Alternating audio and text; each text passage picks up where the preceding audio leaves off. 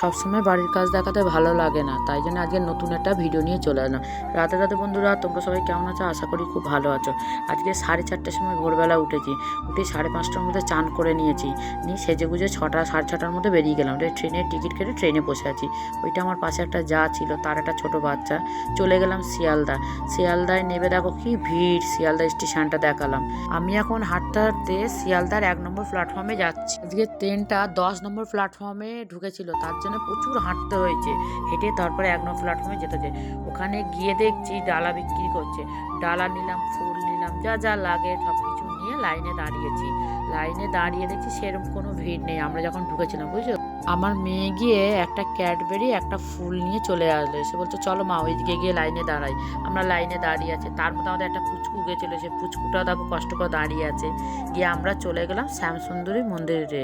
আমি ওখানে ঢুকে দেখছি একটা শিব ঠাকুর আছে, কত সুন্দর লাগছে দেখো, ফুল দিয়ে সাজানো। আমরা লাইনে দেখি, একটা ছোট ঘর তো খুব সুন্দর, ওখানে কোনো ঝামেলা না, কি শান্তি জায়গা। আস্তে আস্তে লাইন দিয়ে ভেতরে ঢুকে গেলাম। ছোট জায়গা, এক এক করে সবাই গেলাম, গিয়ে ডালা দিলাম। আমি বুঝতেই পারিনি যে মা এখানে চলে এসছে এত কাছাকাছি। যে মাটা হচ্ছে এখানে, ঠাকুরটা হচ্ছে খুব ছোট, 5 বছরের বাচ্চা যেরম ওইরম। কিন্তু এত সুন্দর লাগলো, তোমাকে কি বলবো। তো ভিড় তো খুব, যা হোক করে যা ফটো তুললাম। এখানে তো ছোট ঘর, তাই আস্তে আস্তে করে সবাই আমরা বেরিয়ে আসলাম। ওখানে প্রসাদ দিয়েছে, পায়েস কত সুন্দর দেখো। অঙ্কুশ আমি সবাই নিয়ে আস্তে আস্তে করে বাইরে বেরিয়ে আসলাম।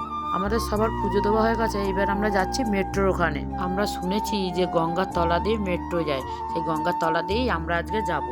এবার আমরা মেট্রোয় উঠবো। আমার একটু অসুবিধা ছিল, তার জন্য আমি অনেকদিন ভিডিও ছাড়তে পারিনি। আজকের ভিডিওটা এই অবধি। তোমরা কেমন লেগেছে কমেন্টে জানিও। পরের ভিডিওতে দেখা হবে।